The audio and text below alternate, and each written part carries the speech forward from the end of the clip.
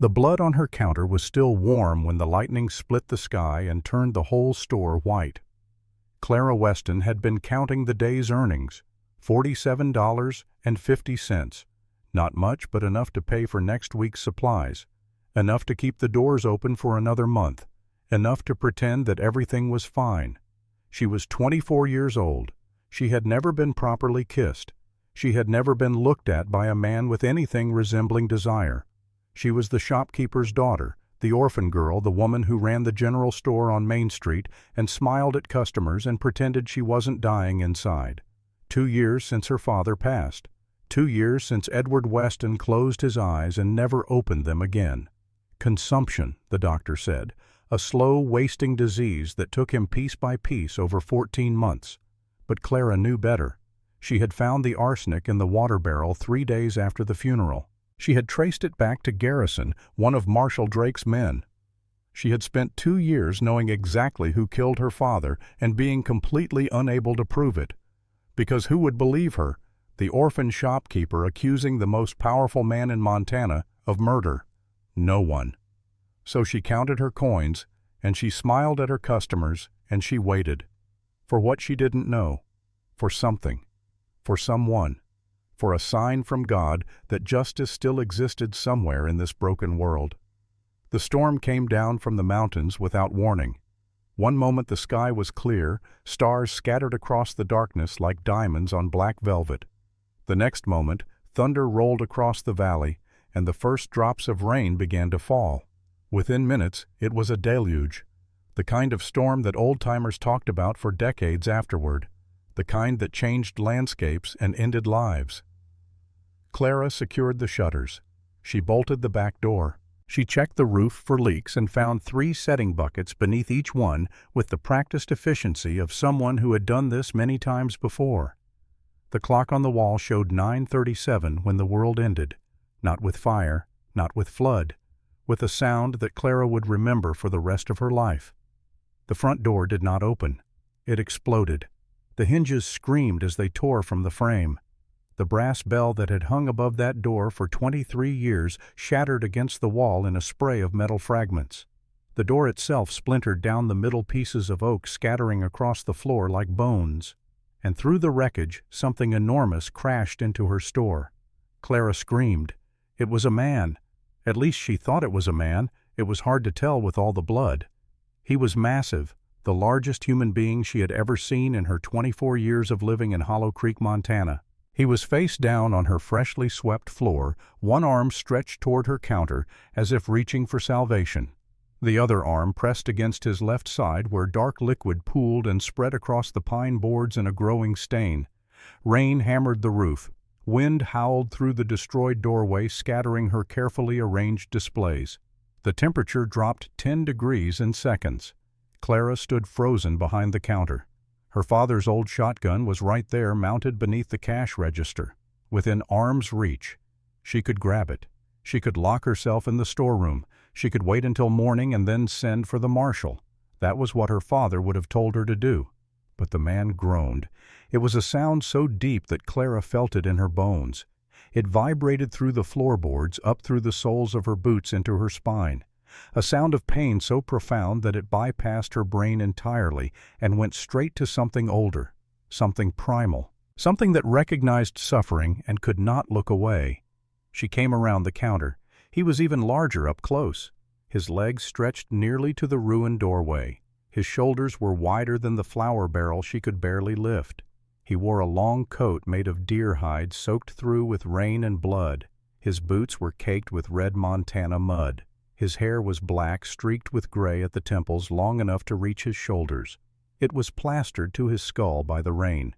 When he turned his head, she saw a face that looked like it had been carved from granite by a sculptor who didn't believe in mercy. A jaw like an anvil, a nose that had been broken at least twice, a scar cutting through his left eyebrow white against weathered skin. And eyes. God, those eyes.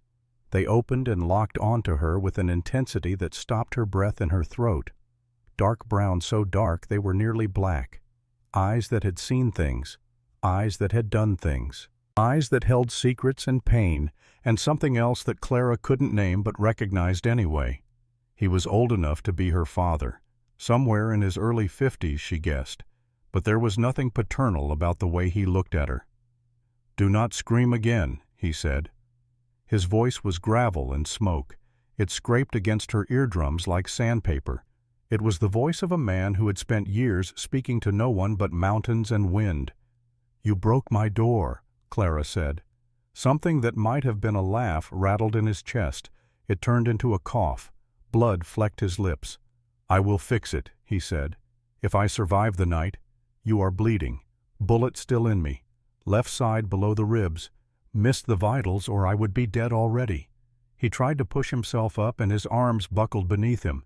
His face went gray with pain. "I need you to get it out." Clara's hands were shaking. She pressed them flat against her thighs to hide it. "I am not a doctor. No doctor in this town." The words came out in short bursts between breaths. "I have forceps in my saddlebag. Horse is tied outside. You get me the bag, boil some water, and I will talk you through it. Why should I help you?" "Because you already came around the counter instead of reaching for that scatter gun."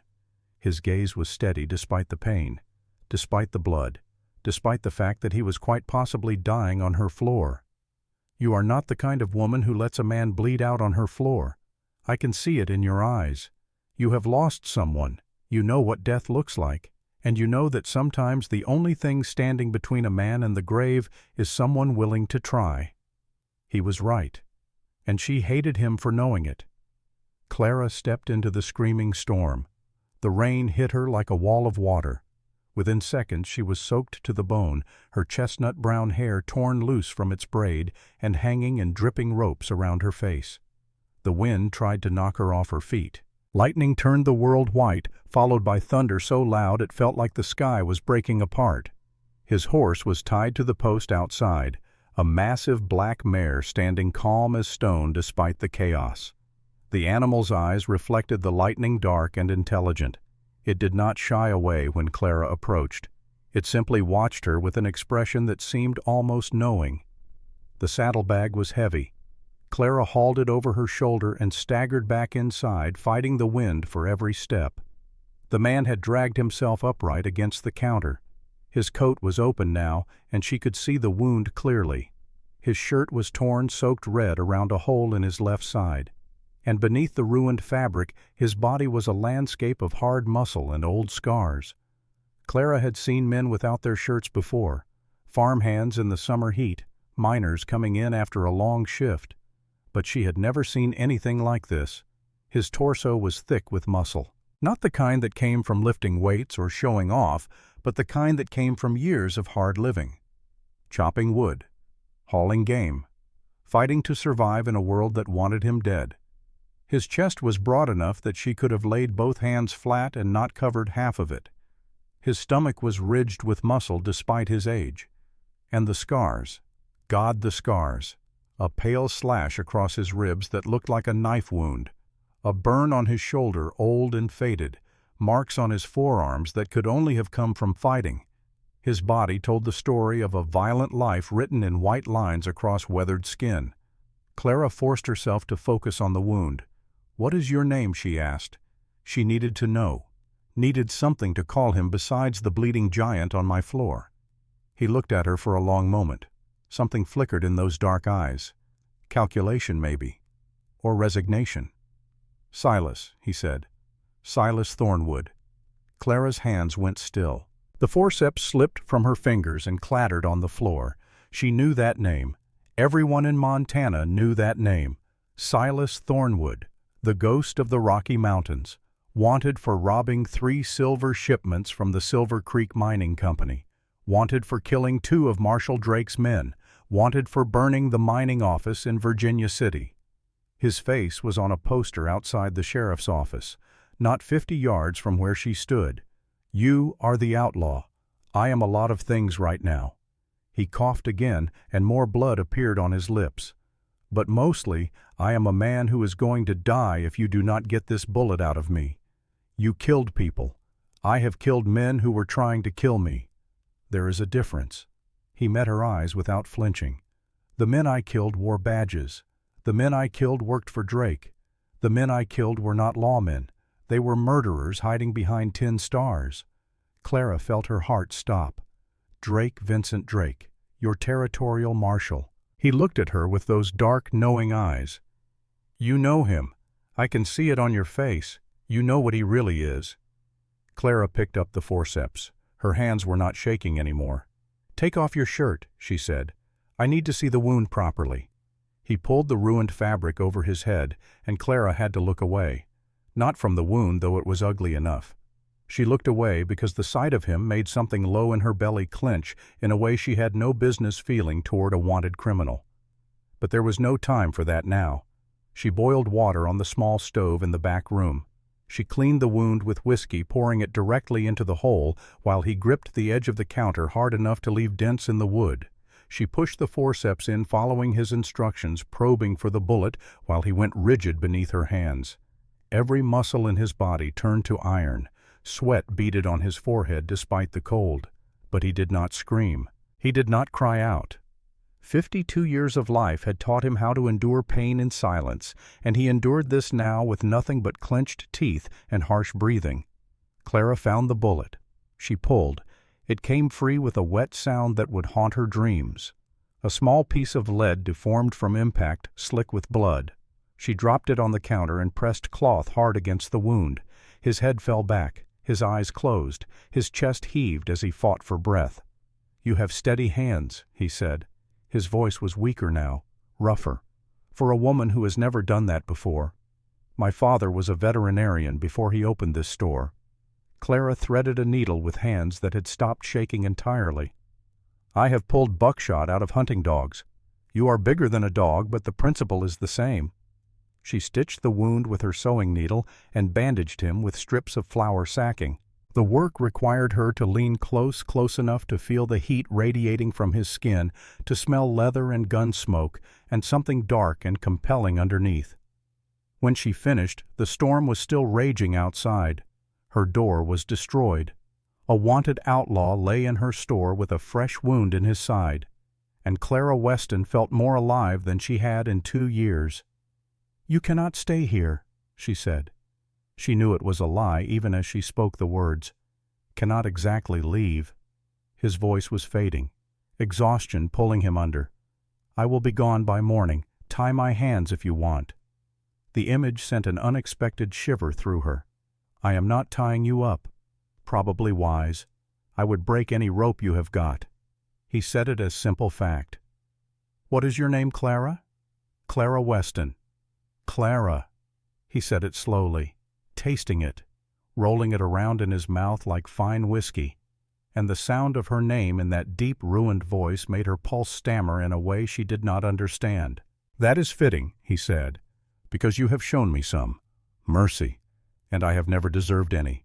She helped him to the small cot in the back room. He was too big to lean on properly.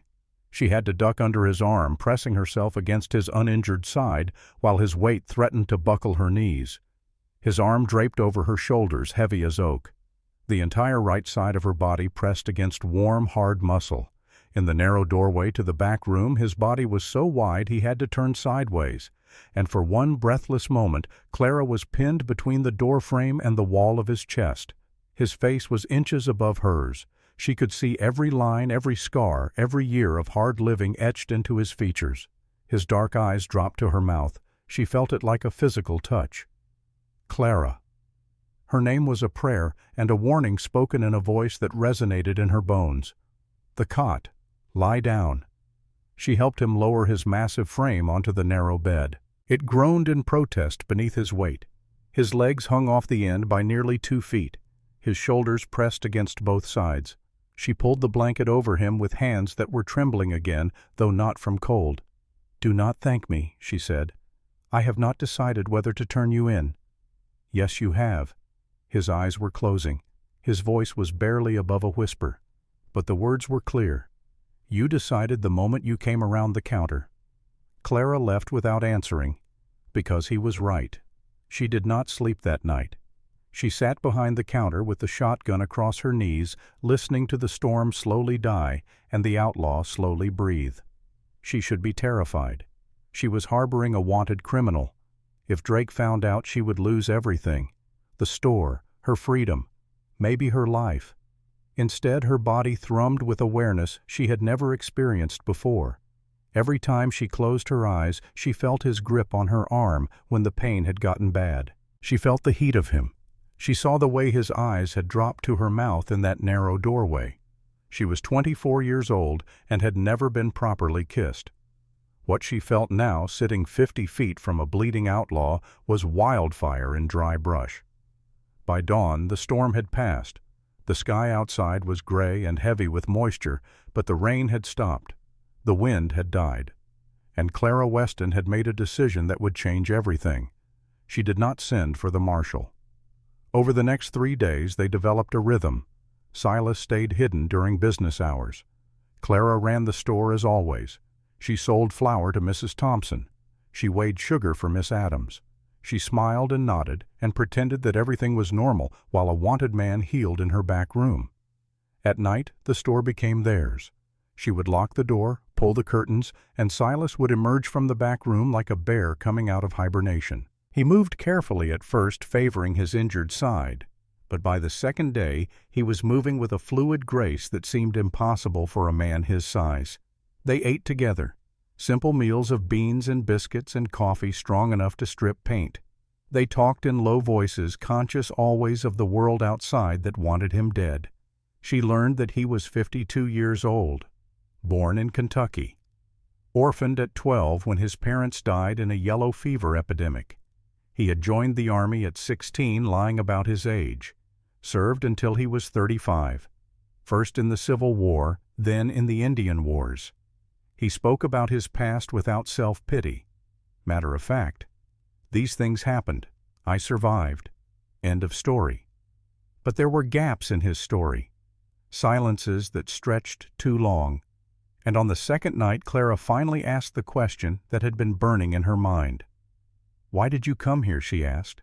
"Of all the towns in Montana, why Hollow Creek?" Silas was quiet for a long moment. The fire crackled in the small stove.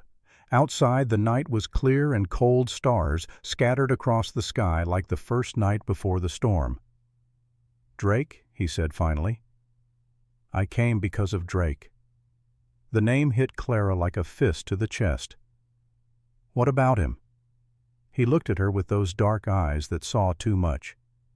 "He is not just a corrupt marshal. He is running an empire. Those silver shipments they say I robbed Drake robbed them himself. Those men they say I killed Drake ordered their deaths because they found out too much." Clara's hands were shaking. She pressed them flat against the table. "The mining company fired a detective 2 years ago." Silas continued. "Man named Garrett. He figured out what Drake was doing. Figured out the robberies were inside jobs. Figured out that Drake was selling the silver to the railroad at 10 times what he paid. What happened to him? Found dead in an alley in Virginia City. Official verdict was robbery gone wrong." Silas's jaw tightened. "I was there that night, in the shadows. I saw Drake's men kill him. I saw them plant the evidence. And I saw Drake himself standing in the doorway of the saloon across the street, watching it all happen with a smile on his face. Why did you not tell someone I tried?" Silas's voice was bitter now. "I went to the territorial judge, Judge Whitfield in Carson City. I told him what I saw. And 3 days later, Drake's men showed up at my cabin with warrants for my arrest. Murder, robbery, arson. All the crimes Drake himself had committed pinned neatly on me." Clara felt the world tilt beneath her. "Whitfield," she said slowly. "Judge Raymond Whitfield. You know him. He signed the warrant that let Drake search my father's store every month. He signed the order that said Drake could seize any property suspected of harboring criminals." Her voice was shaking now. "He signed the death warrant for a man named Henderson who refused to sell his land to Drake." Silas leaned forward. His eyes were intent on her face. "Your father. What happened to your father?" "Clara." And Clara told him. The words came out in a flood as if a dam had broken somewhere deep inside her. She told him about the pressure Drake had put on her father to sell the store, about the threats that became more explicit as the months passed, about the strange illness that came out of nowhere that wasted her father away over 14 months until he was nothing but bones and paper skin. She told him about finding the arsenic in the water barrel 3 days after the funeral. She told him about tracing it back to Garrison, one of Drake's men. She told him about 2 years of knowing exactly who had killed her father and being completely unable to prove it. When she finished, the fire had burned down to embers, and her face was wet with tears. She did not remember crying. Silas was quiet for a long time. Then he reached across the table and covered her hand with his. His hand was enormous, calloused, scarred. It engulfed hers, completely warm and rough and strangely gentle. "We have the same enemy," he said quietly. "And if my evidence is real, we have a chance to bring him down, together." "What evidence?" "Ledgers, correspondence, maps. I took them from Drake's office 3 years ago, right before he found out I was a witness. I have been hiding them, waiting for a chance to get them to someone who could not be bought." "Who?" "Federal Marshal James Whitmore in Carson City. He is the one man Drake has not been able to corrupt. The one man with enough power to arrest a territorial marshal." Clara felt her blood turn to ice. "James Whitmore," she said slowly. "Federal Marshal James Whitmore. You know him too. He is my mother's brother. I have not seen him since I was 7 years old." The silence that followed was electric. Of all the stores in Montana, of all the doors Silas could have crashed through, of all the women who could have pulled a bullet from his side, he had found her, the niece of the one federal marshal who could bring Vincent Drake to justice. "Coincidence," Clara whispered. Silas shook his head slowly. His dark eyes were luminous in the dying firelight. "I do not believe in coincidence. I believe in providence." Clara looked at this man, this outlaw, this killer, this wounded giant who had crashed into her life 3 nights ago and turned everything upside down. And she made another decision. "The old mine shaft behind the cemetery," she said. "It connects to tunnels under half the town. My father showed me when I was a girl. No one knows about them anymore. Everyone has forgotten." "A place Drake will never find you," Silas said slowly. "A place where you can hide, where you can contact your federal marshal, where we can contact him," Clara corrected. "Together." "Why?" "Because he killed my father." The words came out flat and final. No tears now, no shaking voice, just cold, hard truth. He did not die of consumption. He was poisoned, slowly over months. I found arsenic in our water barrel after he died, traced it to one of Drake's men. My father refused to sell this land, and Drake made sure he would not refuse for long. Silas was silent. "Why have you not told anyone who would believe me? The orphan shopkeeper accusing the territorial marshal of murder." Her eyes burned, but she did not cry. She was done crying. "But you have proof. Together we have a chance." Silas took her hand again, lifted it to his mouth, pressed his lips against her knuckles with a reverence that made her heart stutter. "Together," he said. The morning of the 4th day, Clara woke to the sound of hoofbeats. Not one horse, several, moving fast. She was on her feet before she was fully awake, her father's shotgun in her hands.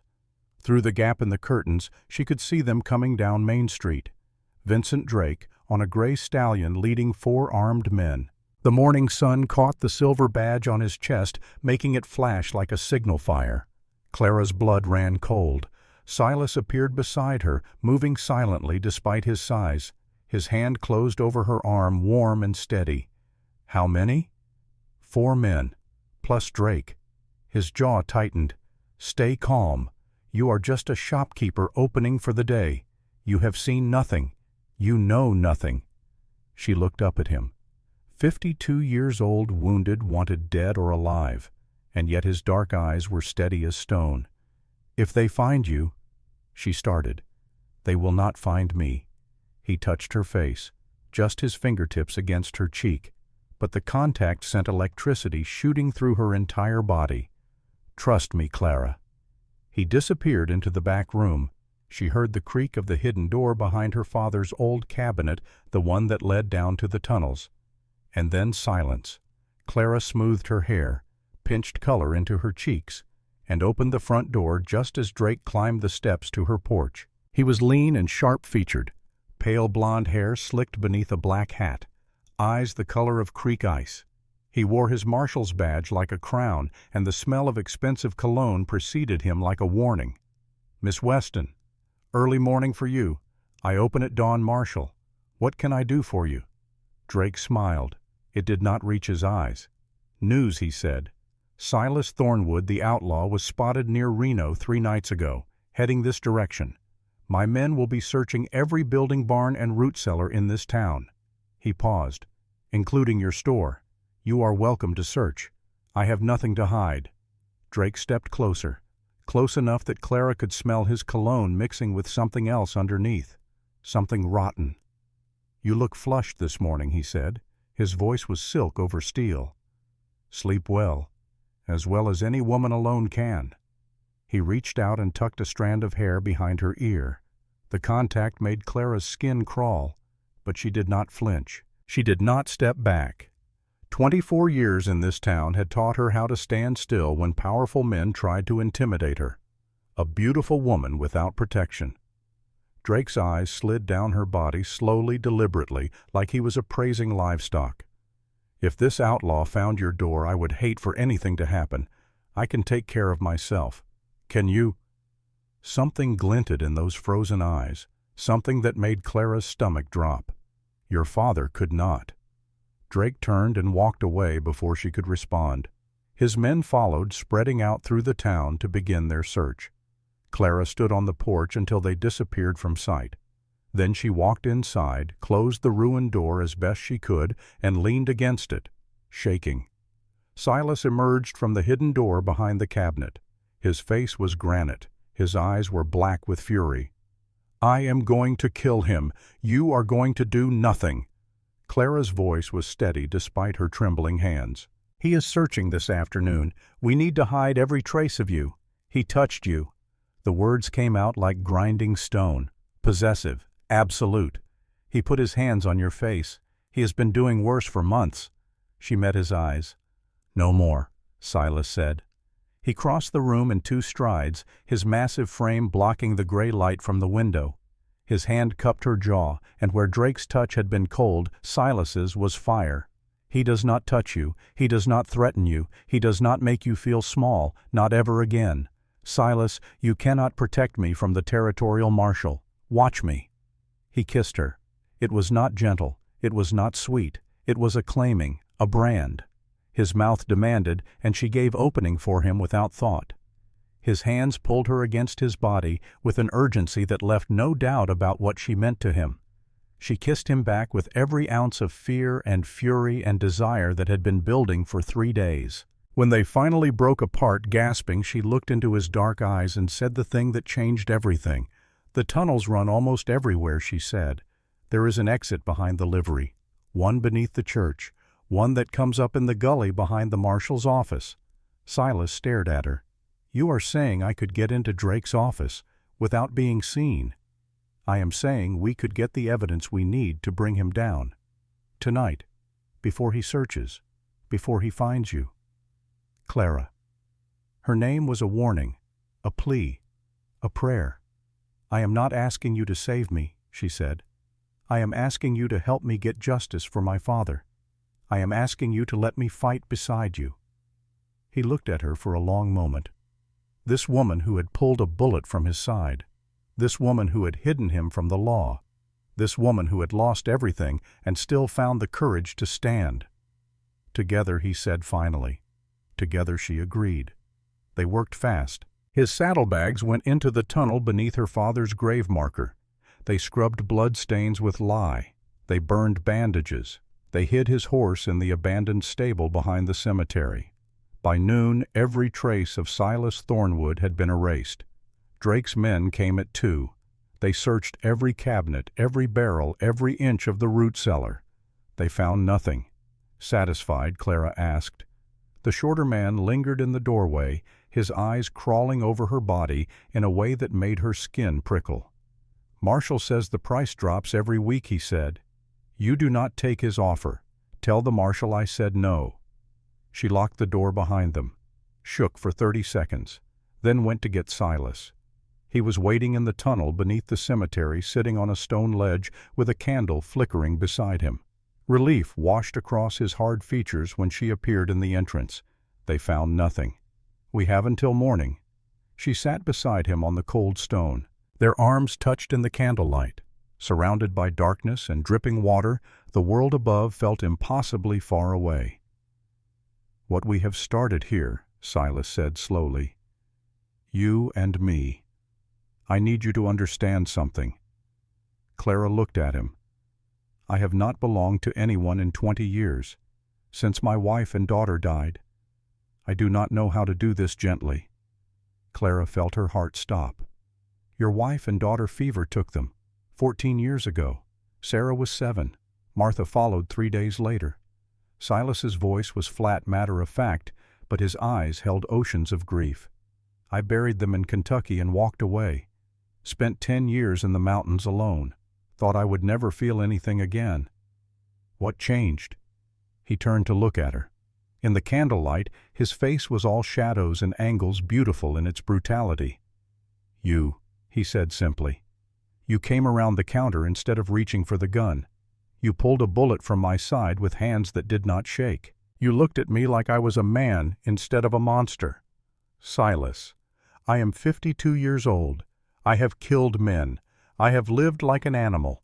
I have been hunted across 3 states by men who want to see me hang." He reached out and touched her face, his rough palm gentle against her cheek.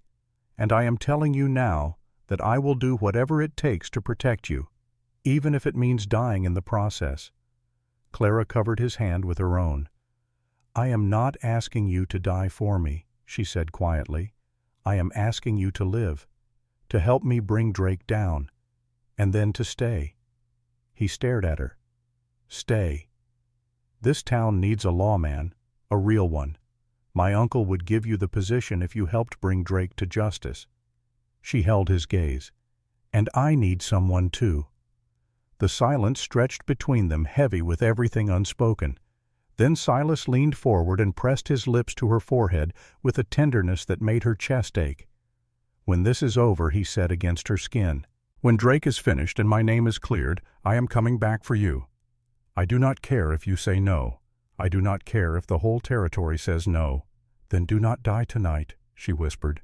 "I will try my best." And from the darkness ahead of them, a sound made them both freeze. Footsteps, coming from the tunnel entrance behind the cemetery.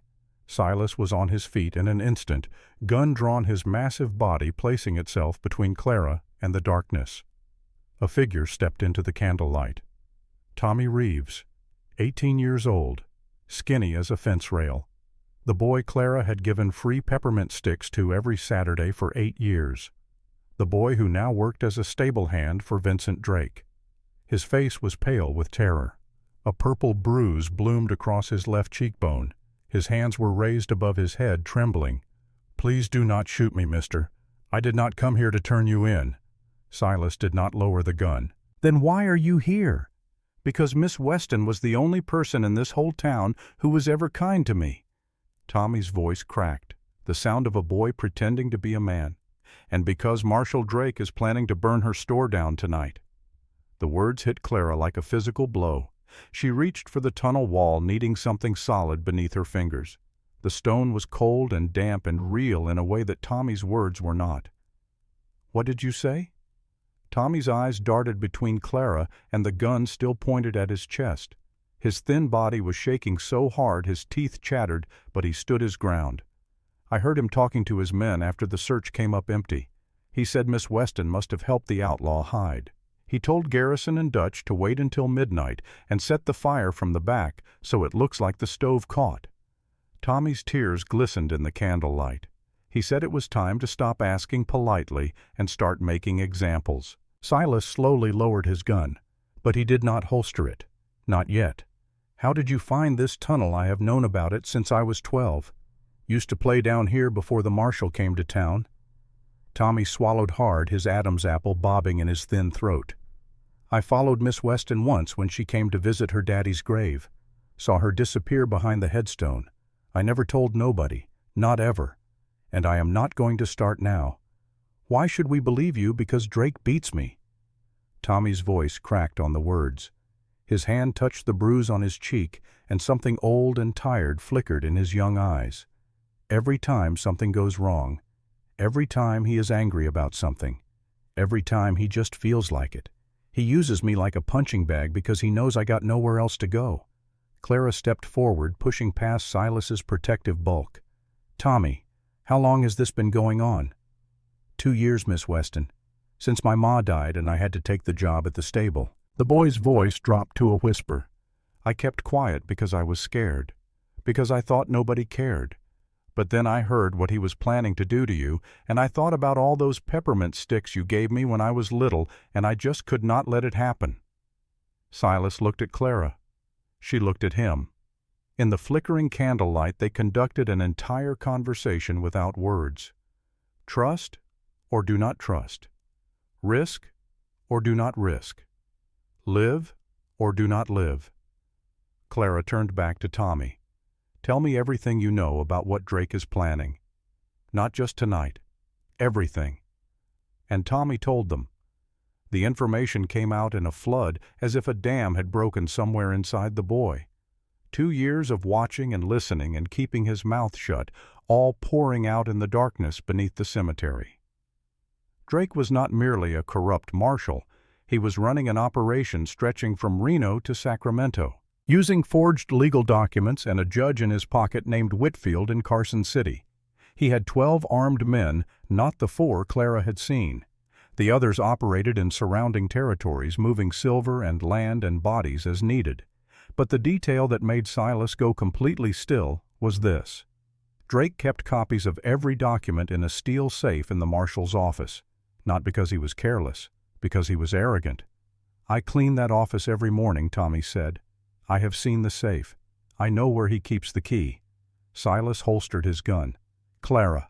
He spoke her name like a prayer. "I need to get into that safe tonight, before midnight, before the fire. You cannot walk through town. Drake's men will see you. The tunnel." He looked at Tommy with new respect. "Where does this system connect? How far does it reach?" Tommy's eyes widened. "It goes almost everywhere, mister. The old mining company dug shafts under the whole town back in the 50s. There is an exit behind the livery, one under the church, one that comes up in the gully behind the marshal's office." Clara watched Silas's face transform. The outlaw she had pulled a bullet from 4 days ago had been desperate, hunted, bleeding. The man standing before her now was something else entirely. Focused, purposeful, dangerous in the way a loaded rifle is dangerous, precise and directed and devastating when aimed at the right target. "Here is what we are going to do," Silas said. They planned until the candle burned low. Tommy would return to the marshal's office and leave the back window unlatched. At 11, Silas would use the tunnel to reach the gully behind the office and open the safe. Clara would keep the store lamp lit, the curtains drawn, the appearance of a quiet evening alone. "And if something goes wrong," Clara asked, "then you take what I have already hidden and ride to Carson City, find Federal Marshal James Whitmore. He is the one man Drake could not buy." Clara nodded. She already knew about her uncle. They had discussed this before. What mattered now was getting the evidence to him in time. Tommy left first, slipping out through the tunnel entrance near the church. He would return to the marshal's office like nothing had happened, clean floors and tend horses, and keep his head down. Clara and Silas remained in the flickering darkness beneath the cemetery. "You could die tonight," she said. Not a question, a statement of fact. "I could. But I have been dying slowly for 3 years. Running, hiding. That is not living. What I have found with you." Silas paused, searching for words. "That is the first real living I can remember." Clara pressed her forehead against his chest, feeling his heartbeat steady and strong beneath her cheek. His arms came around her with impossible gentleness, enfolding her in warmth and strength. "Come back to me. That is all I ask." He kissed her hair, her forehead, the bridge of her nose. I will always come back. The tunnel was cold around them. The candle was dying. Above their heads a killer was planning to burn everything she owned. But in that moment, Clara Weston felt something she had not felt in 2 years. Hope. Fierce and burning and terrifying in its intensity. Because hope was the most dangerous thing a person could carry. Hope could shatter you, but it could also carry you through the darkness. At 10 o'clock, Clara heard horses outside the store. She was sitting behind the counter with her sewing the picture of domestic normality. The lamp cast warm light through the curtains. To anyone passing by, it would look like a quiet evening, a woman alone with her mending. No one would guess that 50 feet beneath the cemetery, a wanted outlaw was preparing to rob the territorial marshal. The footsteps on her porch made her freeze. Not Drake's heavy boots. These steps were lighter, more hesitant. A knock at the door. 3 soft raps. Clara set down her sewing and crossed to the entrance. Through the gap in the curtains, she could make out a figure. Female. Gray hair. Straight back despite her age. Margaret Holloway. Clara opened the door. Margaret Holloway was 63 years old, with iron-gray hair pulled back from a face that could curdle milk. She ran the only boarding house in Hollow Creek, and she had a tongue sharp enough to strip bark from trees. "I know about your outlaw," Margaret said. Clara's blood turned to ice, but she kept her face neutral. 24 years of practice. "I do not know what you mean." "Do not bother denying it." Margaret stepped inside without waiting for an invitation. "I have been watching this store for 4 days. Saw you haul saddlebags to the cemetery. Saw you scrubbing blood at dawn." She settled herself on a wooden crate near the counter, arranging her skirts with the precision of a woman who had never done anything carelessly in her life. "I am not here to cause trouble. I am here to help." Clara stared at her. "Why?" "Because Victor Drake killed my husband too." The words landed like stones in still water. Margaret met her gaze with grief so old it had fossilized into diamond. Harold did not fall down those mine stairs. He was pushed, because he would not sell the boarding house. Her hands were clasped in her lap, the knuckles white. "That was 14 months ago. I have been waiting for someone with the power to stop that devil. If you trust your outlaw enough to hide him in your father's tunnels, that is good enough for me." She looked at Clara with eyes that had seen too much and learned to keep seeing anyway. "Now." "What do you need?" Clara told her. And Margaret Holloway, 63 years old with bad knees and a sharp tongue, became the 3rd member of their impossible alliance. At 10:30, Margaret positioned herself on Clara's porch with her own shotgun across her lap and a jar of blackberry preserves. Anyone who happened by would see an old woman who could not sleep visiting a neighbor, a thin excuse. But at that hour, no one was likely to question it. Clara waited inside. The clock on the wall ticked past 10:45. 10:50, 11. She found herself making bargains with God. The kind of desperate, half-formed prayers that come when you have sent someone you care about into danger and can do nothing but wait. Bring him back. Bring him back, and I will never ask for anything again. Bring him back, and I will be grateful for every ordinary, unremarkable day for the rest of my life. She thought about her father, about the nights he had sat in this same chair smoking his pipe, telling her stories about the animals he had treated, about the horses he had saved, about the time a bull moose had chased him up a pine tree and he had spent 4 hours in the branches composing a letter of complaint to the Almighty about the general unfairness of wildlife. He had been a good man, a gentleman, a man who had built this store with his own hands and loved his daughter with his whole heart.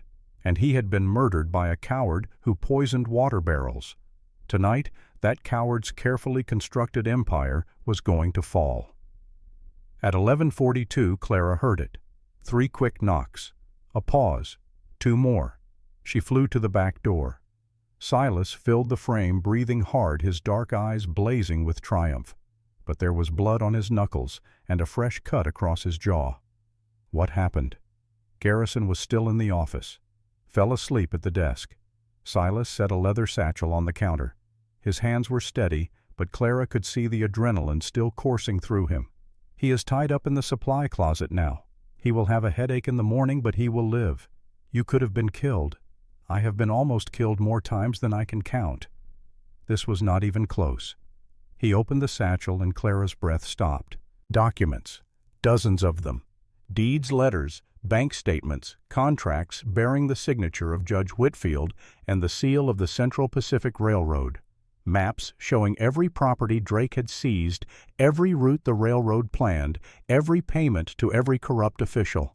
And at the bottom, a leather journal in Drake's own handwriting. Clara's hands shook as she opened it. Page after page of careful, precise script. Dates, names, methods. A catalog of murder written in the neat hand of a man who saw nothing wrong with what he was doing. Her father's entry was on page 12. Edward Weston. Arsenic water supply. Gradual increase over 4 months. Target ceased resistance permanently on March 14th. Target. Her father had been a target. Not a man. Not a father. Not a person who had built a store with his own hands and told his daughter bedtime stories and made the best apple cider in Montana. A target. Clara felt tears burning her eyes, but she did not let them fall. Not yet. There would be time for tears later. Now was the time for action. She turned the pages. Page 15. Harold Holloway. Arranged accident mine shaft stairs. November 17th. 6 other names. 6 other people whose deaths had been written off as accidents or natural causes. Each one a life snuffed out so that Victor Drake could add another parcel to his empire. Clara closed the journal. "We have what we need," Silas said quietly. "Now we ride." She looked up at him. This massive, scarred, wanted man who had crashed into her life and changed everything. "Now we ride," she agreed. But before they could move, a sound from outside made them both freeze. Hoofbeats. Multiple hoofbeats. Coming fast. "They are early," Silas said. "The fire was supposed to be at midnight. Something must have tipped them off." Clara grabbed the satchel. Silas grabbed her hand. They ran, through the back door, across the darkened yard, into the cemetery where shadows pooled between the headstones like spilled ink. Behind them, Clara heard shouting, the crash of her front door being kicked in, men's voices raised in anger. "She is not here," someone yelled. "Check the back." Silas pulled her behind her father's headstone. His fingers found the hidden catch, and the stone swung open to reveal the tunnel entrance. Down, he whispered, "Move." Clara went first, sliding into darkness. Silas followed, pulling the stone closed behind them. Above, the world erupted in chaos. But below, in the cold dark beneath the cemetery, Clara Weston ran for her life. They emerged from the tunnel entrance behind the old livery just as dawn began to paint the sky rose and amber. Clara's body ached everywhere. Her lungs burned from running. Her legs felt like they were made of water. But they were alive. They were together, and they had the evidence. Silas helped her onto his black mare. The horse had been hidden in the abandoned stable patient and steady despite the hours of waiting. "Hold on," Silas said. "We ride hard." Clara wrapped her arms around his waist, pressed her face against his back, felt the solid warmth of him, the steady rhythm of his breathing. And they rode. The morning air was sharp with cold and sage. The landscape blurred past them in shades of brown and gold and green. Mountains rose in the distance, their peaks still white with snow. The sky stretched overhead endless and blue, as if nothing bad had ever happened beneath it. Behind them, Hollow Creek disappeared over a rise. Behind them, everything Clara had ever known was either burning or being torn apart by Drake's men. But ahead of them was Carson City, her uncle, Justice. They rode for hours, pushing the mare as hard as they dared. Silas knew trails that did not appear on any map, paths through canyons and over ridges that no one had used in decades. The terrain was brutal, but it kept them hidden. At midday, they stopped by a creek to let the horse drink. Clara slid from the saddle on legs that barely held her. She knelt by the water and splashed her face, washing away dust and sweat and the remnants of tears she did not remember crying. Silas crouched beside her. "You are holding up well," he said quietly. "I do not feel like I am holding up well." He touched her face, turned her chin until she was looking at him. "You are stronger than you know, Clara Weston. Stronger than anyone gives you credit for. Is that why you trust me? I trust you because you came around the counter." His dark eyes held hers. "I trust you because when you had every reason to turn me in, you chose to believe me instead. I trust you because you are good, Clara. In a world full of men like Drake, you are good." She leaned forward and kissed him. It was a brief kiss, gentle, a promise rather than a passion, but it said everything that words could not. When she pulled back, Silas was smiling. It transformed his face, softening the harsh lines, making him look almost young. "We should keep moving," he said, but his voice was rough with emotion. Clara nodded and let him help her back onto the horse. Carson City appeared in the valley below as the sun began its descent toward the mountains. The federal marshal's office was a stone building on Main Street. Clara had not seen it since she was 7 years old, but she recognized it immediately. Her uncle's name was carved into a wooden sign above the door. James Whitmore, Federal Marshal. Clara walked through that door on pure willpower. Her uncle was 57 years old now, silver-haired with the same hazel eyes Clara saw in her own mirror, her mother's eyes. He was behind a desk covered in papers when she entered, and he was on his feet before she finished saying his name. "Clara." "My God, what has happened?" "Everything." Silas stepped through the door behind her, and she saw her uncle's hand move toward his holster. "Do not!" Clara's voice was sharp, commanding, a voice she did not know she possessed. "This is Silas Thornwood. He is the reason I am alive, and he has something you need to see." Over the next 3 hours, Silas laid out the evidence, the ledgers, the letters, the contracts, the journal with its careful catalog of murder.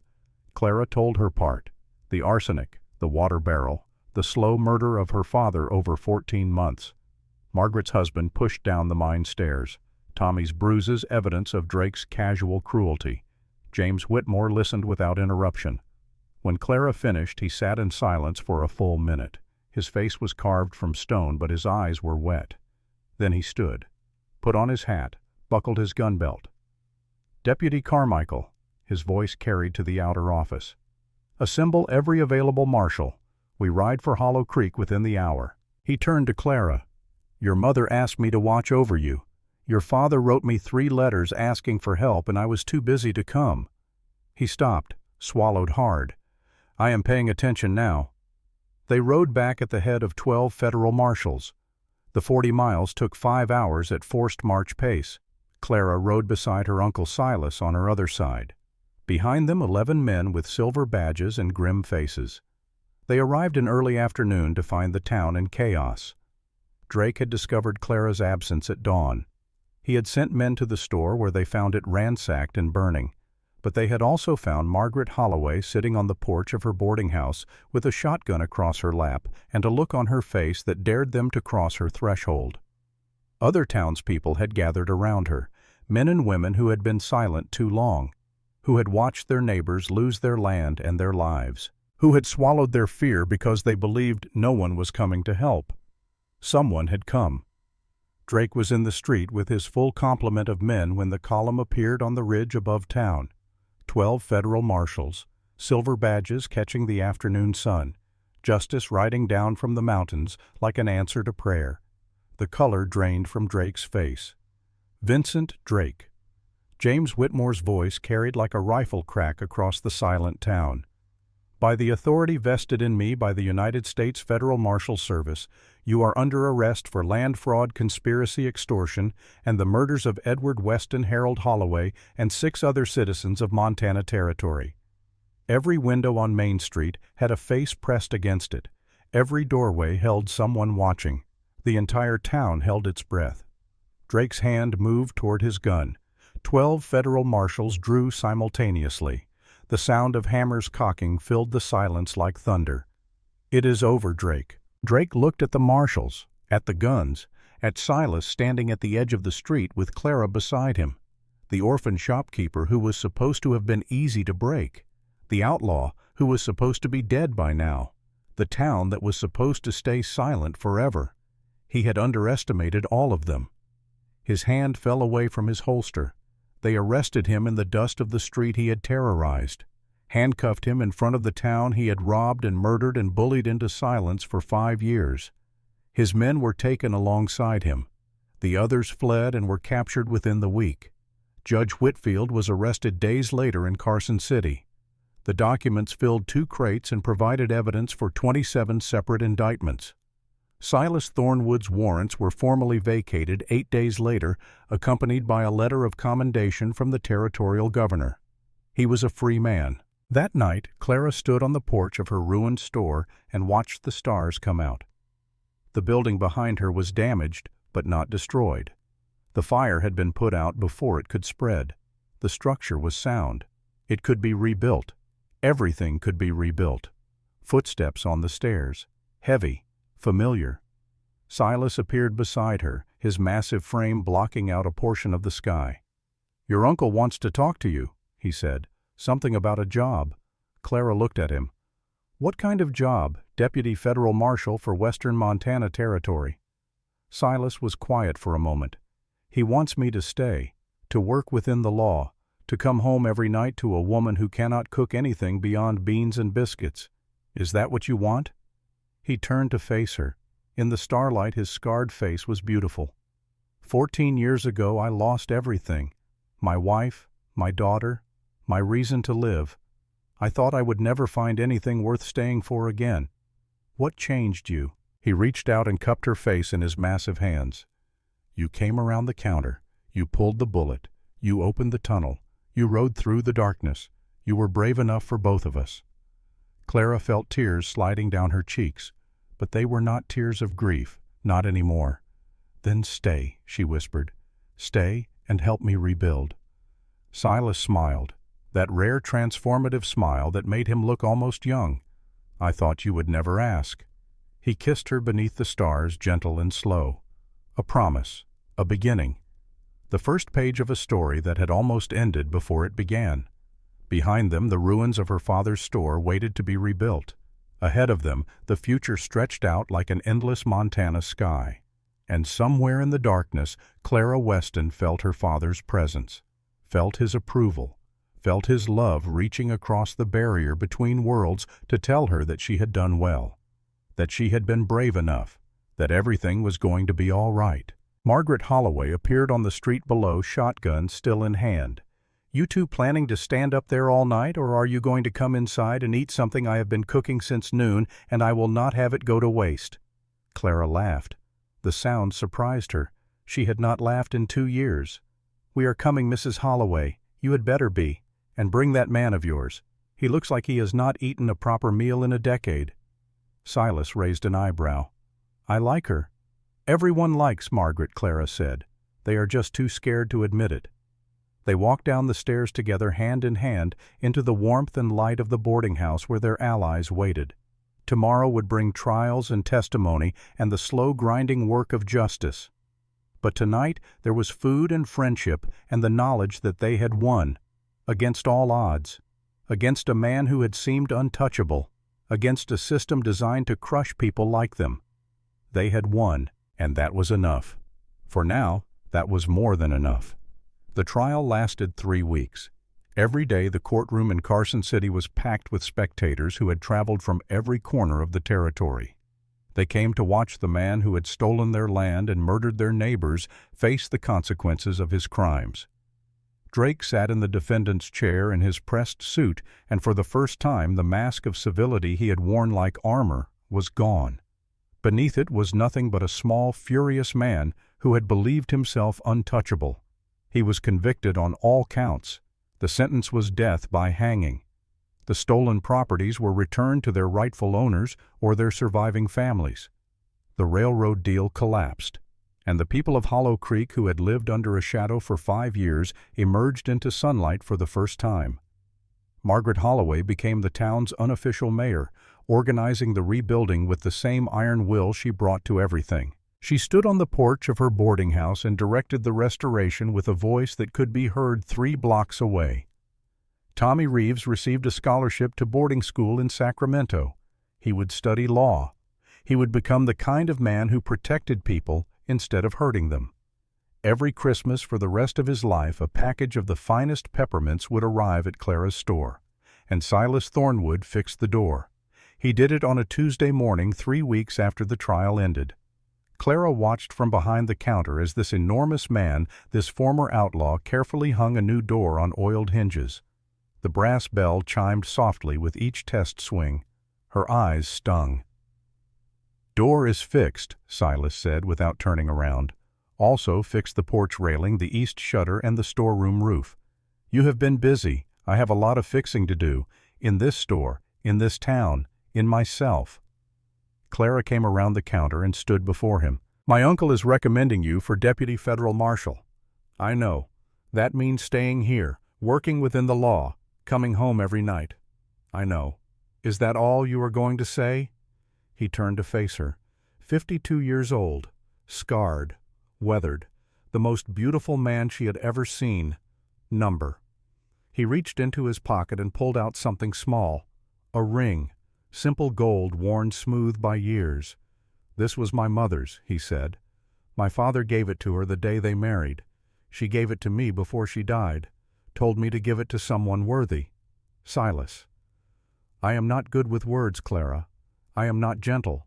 I am not young. I am not the kind of man anyone would choose." He took her hand. "But I am asking anyway. Be my wife.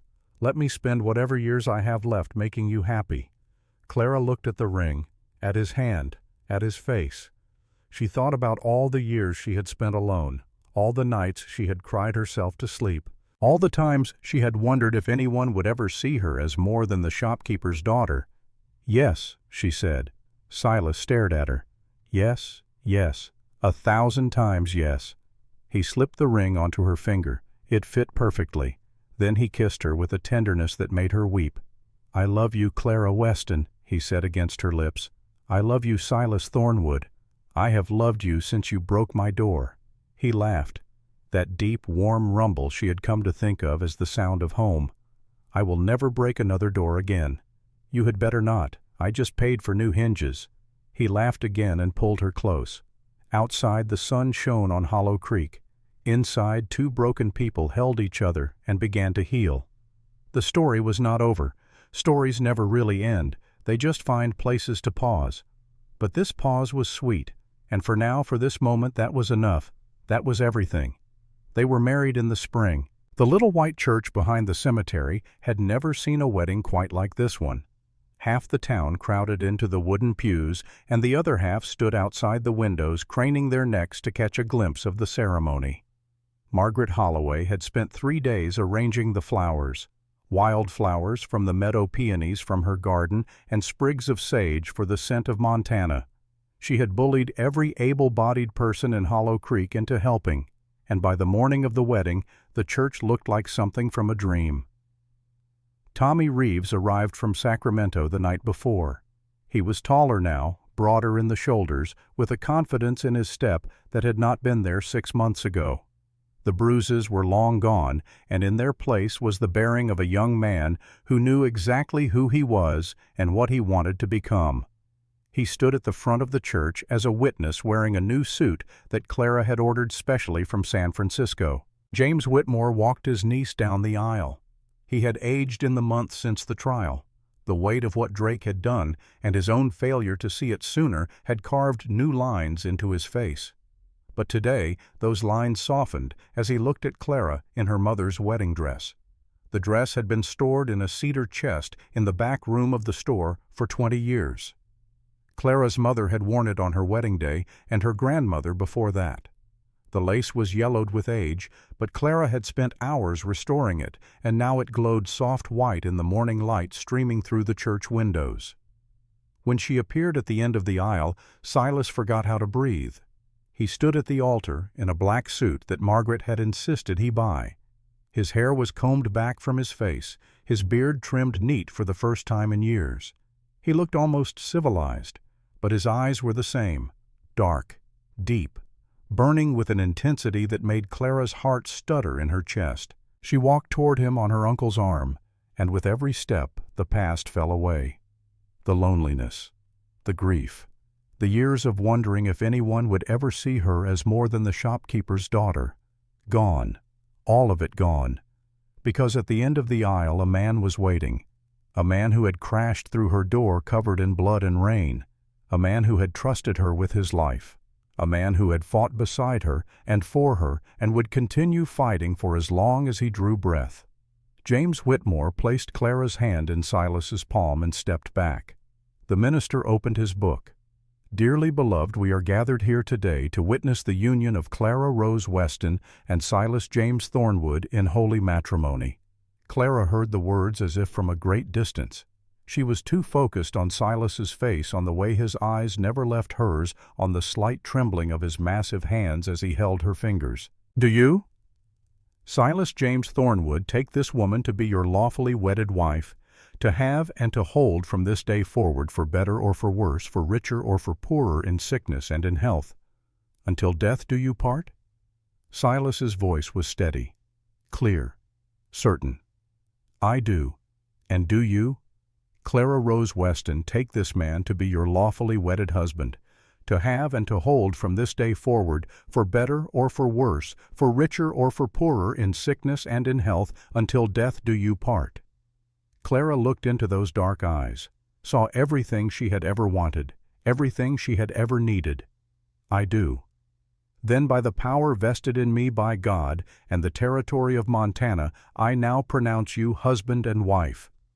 The minister smiled. You may kiss the bride. Silas cupped her face in his hands, those massive, scarred, gentle hands that had killed men and saved her life and would spend the rest of their days building something beautiful. He kissed her softly, reverently, like she was something precious. The church erupted in cheers. Outside, someone fired a gun into the air. Margaret Holloway was crying, though she would deny it later. Tommy was grinning so wide his face looked like it might split. And James Whitmore stood at the back of the church with his hand over his heart, finally at peace with himself.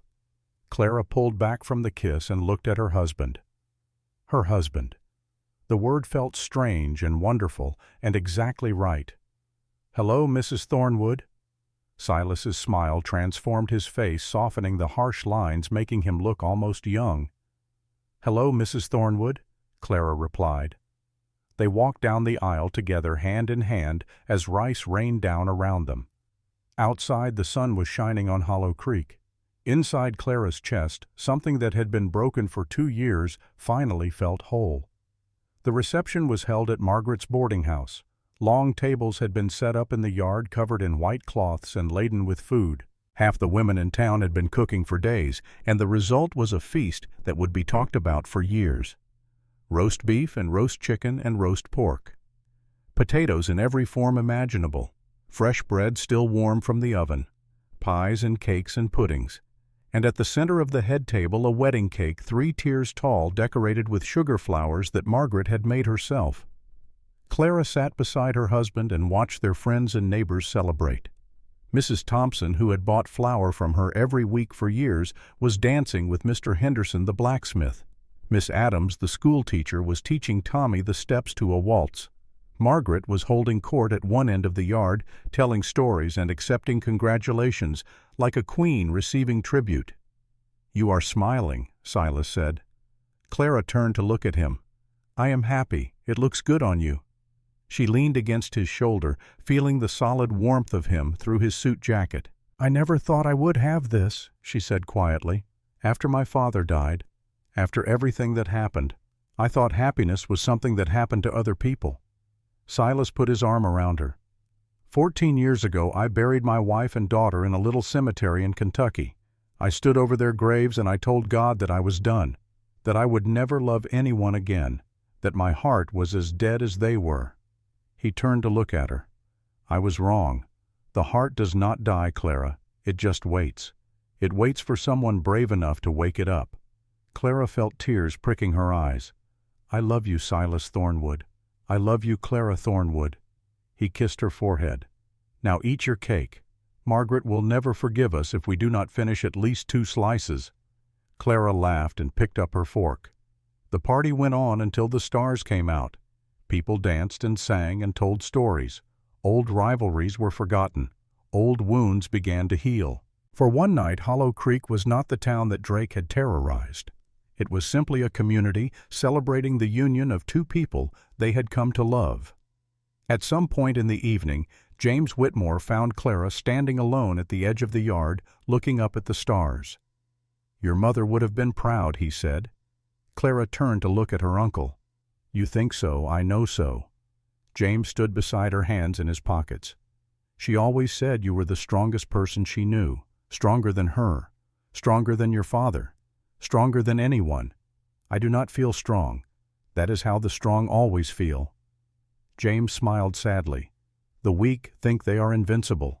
The strong know exactly how fragile they are, and they keep going anyway." He put his hand on her shoulder. "I failed you, Clara. I failed your father. I was too busy with my own work to see what was happening in my own family. I will carry that guilt for the rest of my life." "Uncle James, let me finish." He took a breath. "I cannot change the past. I cannot bring your father back. But I can promise you this. From now on, I will be here. Whatever you need, whenever you need it. You are not alone anymore." Clara hugged him.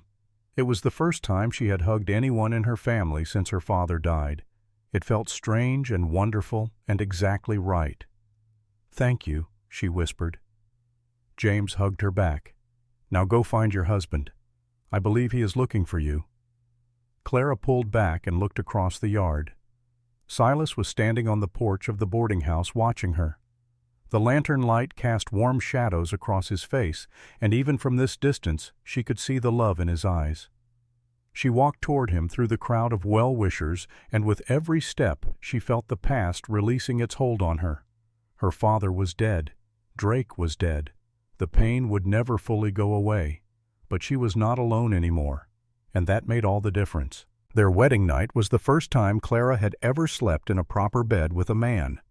Silas carried her across the threshold of their new home, a small cabin on the edge of town that he had been building in secret for months.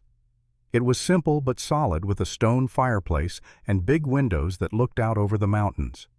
He set her down gently in front of the fire and just looked at her for a long moment. "I have been thinking about this moment for months," he said, "imagining what it would be like to have you here, in our home.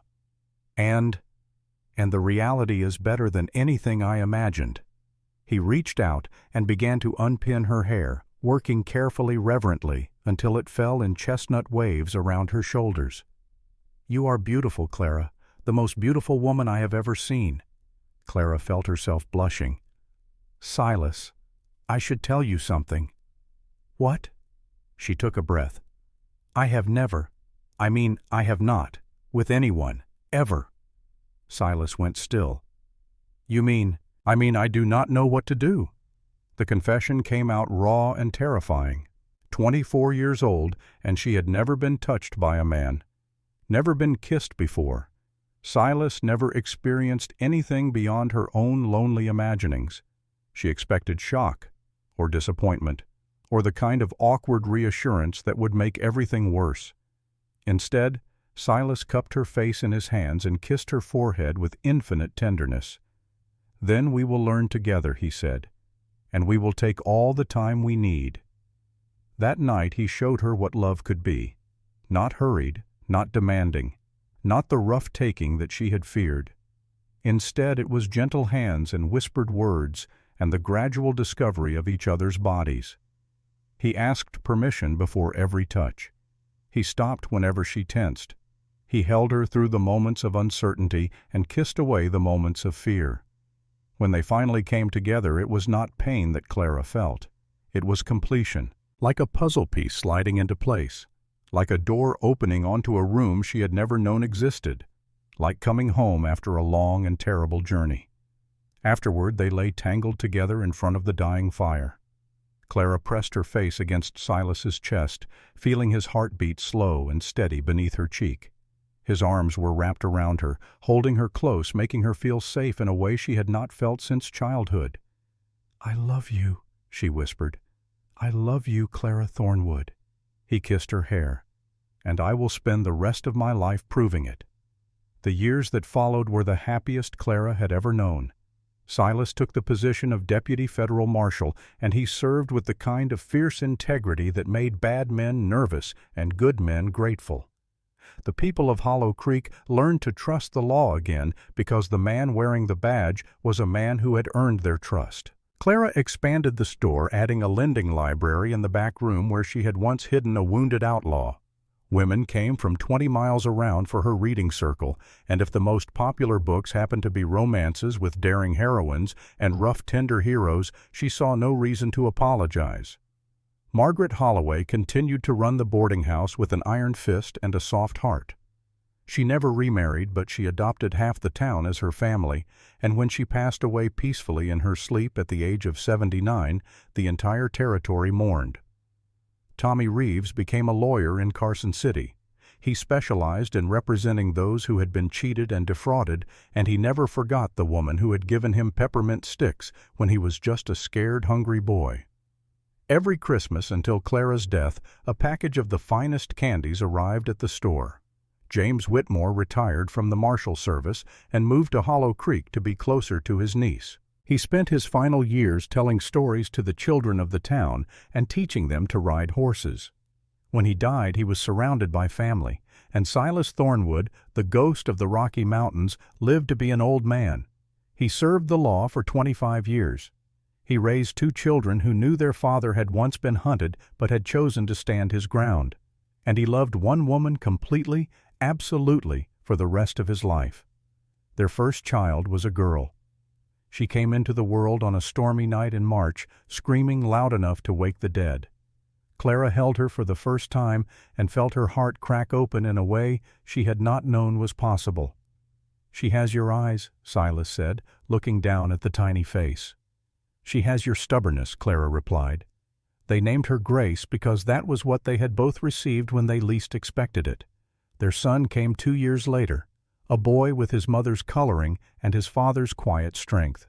They named him Daniel after Clara's father. Clara watched them grow with a wonder that never faded. Grace was fierce and fearless, climbing trees and riding horses and demanding to be taught to shoot before she was 10. She had her father's instinct for justice and her mother's compassion, and by the time she was grown, she had become a doctor who traveled to remote communities and healed those who had no one else. Daniel was quieter, more thoughtful. He loved books and learning and the careful work of understanding how things worked. He became an engineer building bridges and roads that connected communities across the territory. Both of them knew their father's story. They knew he had been hunted, falsely accused, nearly killed. They knew their mother had saved him with steady hands and a brave heart. And they knew that love, the real kind, the lasting kind, was not about perfect people or perfect circumstances. It was about 2 broken souls finding each other in the darkness and choosing to heal together. On the mantel above the fireplace in the Thornwood home, Clara kept 2 things: a tin cup that still held the bullet she had pulled from Silas's side on that stormy night so many years ago, and the brass bell from the old door, the one that had shattered when he came crashing through. She kept them as reminders. Not of the pain, though there had been plenty. Not of the fear, though she had been terrified beyond anything she could have imagined. She kept them as proof that the most extraordinary chapters of a life often begin with the most terrifying moments. That salvation can arrive covered in blood and rain and desperation. That love does not wait for convenient circumstances or safe conditions or proper introductions. Love crashes through doors uninvited. Love bleeds on your clean floor. Love dares you to be brave enough to let it stay. Sometimes on quiet evenings when the children were grown and the store was closed, Clara would take the bell down from the mantel and hold it in her hands. She would close her eyes and remember. The sound of it shattering against the wall. The sight of him lying on her floor reaching for salvation. The moment she made the choice that changed everything. And Silas would find her there, standing in the lamplight with the bell in her palms. He would wrap his arms around her from behind his chin, resting on the top of her head, and they would stand together in the silence of their home, needing nothing else in the world, because they had each other. and that had always been enough. Clara Weston. Thornwood died on a Tuesday morning in early autumn. She was 71 years old. Her hair had gone silver decades ago, and her face was lined with years of laughter and tears and everything in between. But her eyes were still the same hazel they had always been. Her mother's eyes. Silas was beside her when she went. He had not left her side in 3 weeks, not since the doctor had told them there was nothing more to be done. He held her hand as her breathing slowed. He whispered words of love that no one else would ever hear. He promised her that he would be all right, even though they both knew it was a lie. "I will see you again," Clara whispered. On the other side. "I know." His voice was rough with tears. "I will find you, no matter how long it takes." She smiled, that smile that had captured his heart all those years ago. "You found me once before. You will find me again." She closed her eyes, and she was gone. Silas stayed beside her for a long time, holding her hand, watching the sunlight move across her face, memorizing every detail of the woman who had saved his life in more ways than one.